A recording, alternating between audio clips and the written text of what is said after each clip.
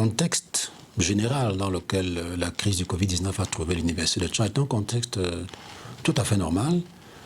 Sur le plan académique, le second semestre des enseignements avait commencé normalement, les cours se poursuivaient tout à fait normalement.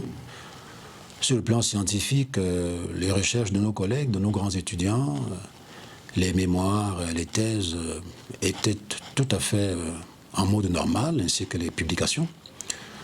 Sur le plan social, toutes les activités de la vie estudiantine, la vie associative, tout était normal. Nous écoutions, comme le reste du monde, ce qui se passait ailleurs, puisque le Covid n'était pas encore arrivé dans notre pays de manière officielle.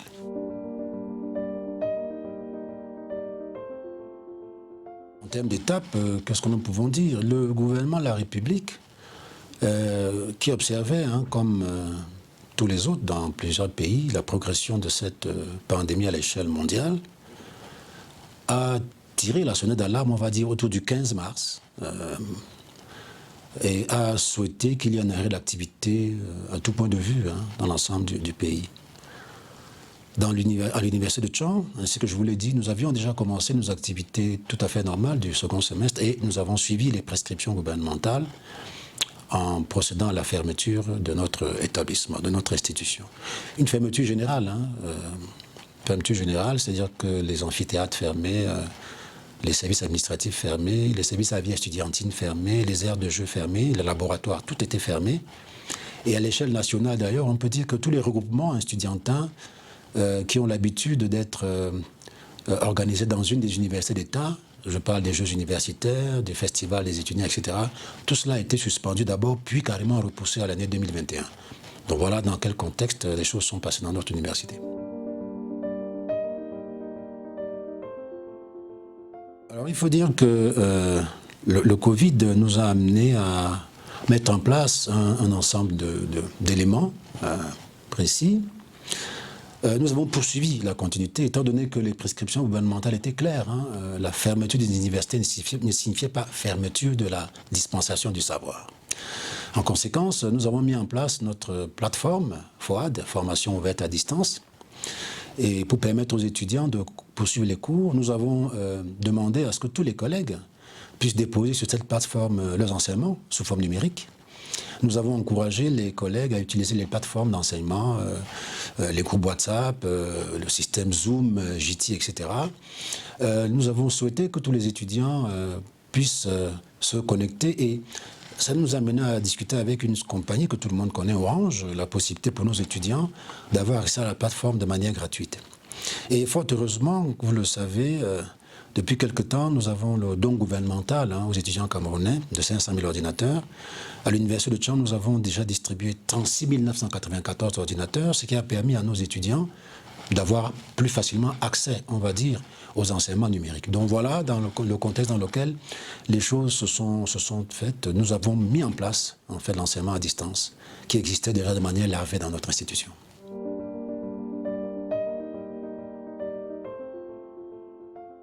En réalité, la recherche n'a jamais vraiment été interrompue. Comme vous le savez aujourd'hui, on élabore ces recherches étant pratiquement chez soi avec l'aide d'un ordinateur. Donc, la recherche s'est poursuivie normalement. Nous avons eu pas mal de soutenances de thèses qui se sont déroulées par visioconférence. Nous avons eu d'ailleurs l'accompagnement de plusieurs institutions dans le monde qui ont souhaité nous accompagner dans cet exercice pour faire en sorte que les activités de recherche se poursuivent. Je pourrais citer ScholarVox ou autres institutions qui nous ont donné des accréditations pour que nos grands étudiants et nos enseignants-chercheurs puissent avoir accès à des plateformes où pas mal d'ouvrages, d'articles scientifiques étaient disponibles. Cela a permis que nous puissions y aller normalement. Et donc, les recherches se sont poursuivies, on peut dire, sans difficulté.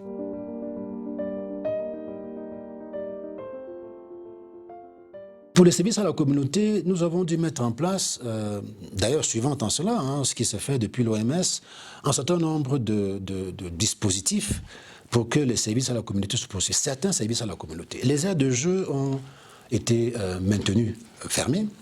Mais les restaurants, par exemple, et les résidences ont été réouverts selon certaines modalités.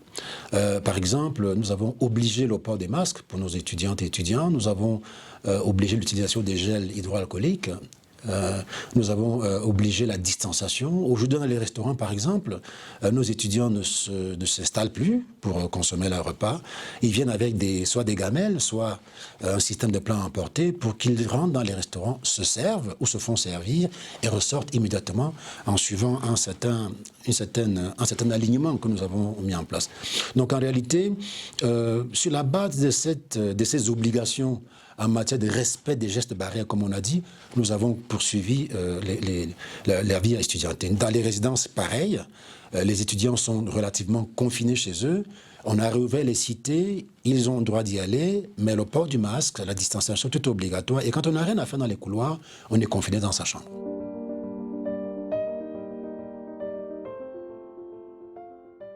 Écoutez, l'université de Tchad est une université ouverte au monde, hein, comme vous le savez. Nous sommes très très présents dans les différents réseaux sociaux et autres plateformes. Donc en réalité, nous avons poursuivi cette activité internationale. Nos partenariats fonctionnent bien, de manière virtuelle, on va dire. Tous les partenariats que l'on connaît, Erasmus, les programmes de stage, les programmes de codiplomation, etc. Je dois même vous dire que nous avons pu, malgré le confinement, signer pas mal d'accords internationaux, plusieurs contrats signés de partenariats avec beaucoup d'institutions en Italie, en Allemagne, en Europe, aux États-Unis, malgré le confinement. Donc en réalité, notre activité internationale s'est poursuivie, puisque cela se fait d'habitude par la voie numérique.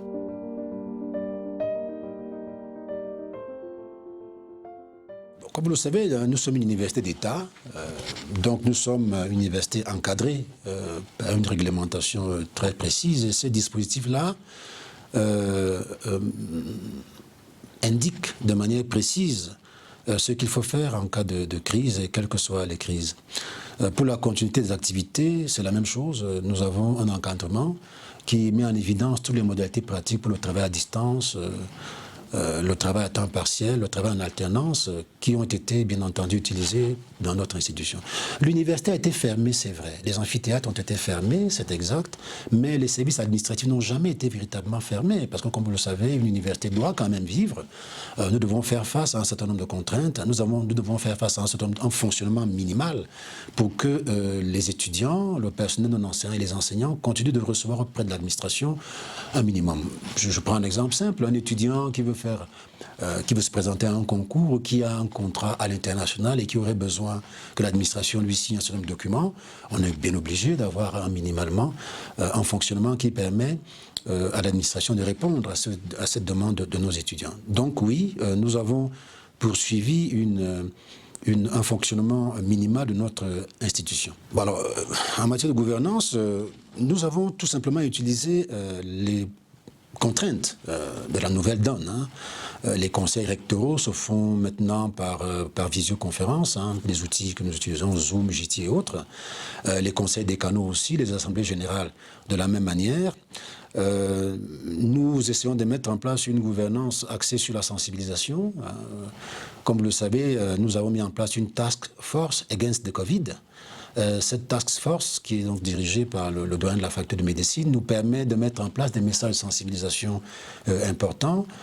Nous avons aussi mis à contribution tous les services de proximité pour que la sensibilisation soit bien faite. À l'intérieur du campus, nous avons procédé à des désinfections massives de tous les espaces d'enseignement et de laboratoire pour que nous soyons certains que en matière de gouvernance, nous reculons le risque au maximum. Nous avons fait beaucoup de communiqués, nous procédons à des visites des lieux pour être certains que les gestes barrières sont maintenus. Donc en matière de gouvernance, il me semble que les choses se poursuivent comme elles peuvent se poursuivre au mieux en fonction, bien entendu, des contraintes de l'heure.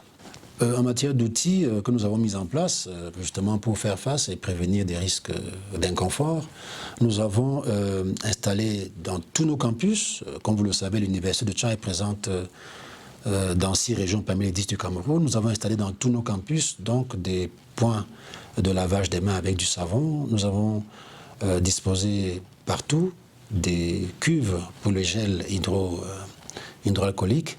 Nous avons obligé et même distribué, quand c'était nécessaire, des masques à notre communauté, et c'est une activité qui se poursuit.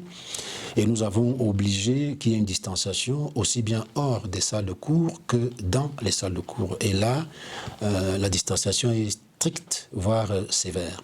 De sorte que tous nos étudiants ont l'obligation, en entrant dans le campus, sinon ils n'y entrent pas, d'avoir un gel hydroalcoolique, d'avoir un masque porté convenablement, et nous devons nous assurer qu'ils ont aussi des mouchoirs en papier, parce que lorsqu'ils se lavent les mains, il faut bien qu'ils s'essuient, sinon ils vont être de nouveau contaminés. En plus de cela, nous avons procédé à une désinfection massive des différentes salles de cours et amphithéâtres. Donc voilà à peu près le dispositif qui a été mis en place. Nous sommes dans un contexte particulier où il nous faut absolument insister sur la sensibilisation, les étudiants étant des esprits, comme vous le savez, un petit peu rebelles. Donc nous avons fait plusieurs communiqués de sensibilisation relatifs à la lutte contre la maladie. Nous avons diffusé des lettres circulaires pour mettre en garde notre public. La task force que nous avons mise en place a procédé à des messages importants de sensibilisation qui ont été diffusés par voie d'affiches, par voie de réseaux sociaux, par la radio. Nous avons mis en place plusieurs communiqués mis à la disposition des étudiants dans toutes les résidences universitaires, dans les restaurants universitaires et dans les espaces, tous les espaces communs. Il y a des communiqués qui sont affichés et nous insistons à chaque fois pour que les étudiants les lisent. Nous avons même mis ces communiqués grâce à la contribution des délégués généraux des étudiants. Nous avons mis ces communiqués dans les groupes WhatsApp de ces étudiants-là pour que chacun d'entre eux puisse avoir dans son téléphone. À titre personnel, quand je fais le tour des résidences universitaires ou des restaurants, je m'assure toujours que les étudiants ont dans leur propre téléphone ces communiqués pour s'en rappeler. Il est important que nos enfants soient bien imprégnés de cette sensibilisation, parce qu'une fois qu'ils oublient cela, ils ont tendance à mettre le masque sur le menton, etc. C'est un travail de répétition, de sensibilisation permanent.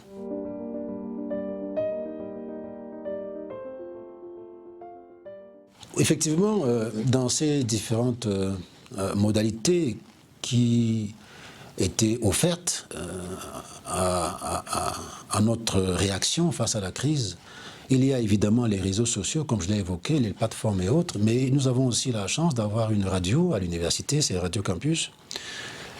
Certains de nos enseignants ont été fortement encouragés, notamment pour des types d'enseignements qui s'y prêtent, à proposer à nos étudiantes et étudiants des enseignements radiodiffusés. C'était une modalité aussi importante parce que, comme vous le savez, toute notre communauté n'a pas forcément accès au numérique. Et parfois, ils peuvent facilement avoir accès à la radio, même s'ils sont dans leur village. Nous avons proposé cette modalité à certains de nos enseignants qui ont accepté de le faire. Et les retours que nous en avons eus étaient des retours extrêmement positifs, où effectivement, beaucoup de nos étudiants étaient heureux d'être au village et d'écouter les enseignements à la radio. C'est une expérience qui va se pérenniser pour les enseignants qui le souhaitent, parce que cela nous permet en réalité de faire face à une contrainte forte de nos universités au Cameroun, c'est la contrainte de la massification des effectifs. La distanciation est très importante, mais elle est souvent très contrainte par le fait que nous avons de grands effectifs dans des environnements restreints. Quand vous avez 1000 étudiants et que vous avez un amphi de 600 places, à l'évidence, c'est pas évident de faire cours. Or, avec les instruments auxquels nous avons été obligés de recourir dans le cas du Covid, l'enseignement à distance, la radio, on peut faire face à ce type d'enseignement. Par ailleurs, nous pouvons économiser l'espace pour faire face à la massification en maintenant les petits effectifs, par exemple, dans un enseignement distanciel. Lorsque vous avez 30 étudiants, on peut parfaitement continuer de faire cours sur Facebook, WhatsApp et autres. Et donc, d'économiser des espaces pour les grands effectifs. Donc, l'utilisation de la radio est extrêmement importante, ainsi que les autres outils, pour nous permettre de faire face à la contrainte forte de la massification.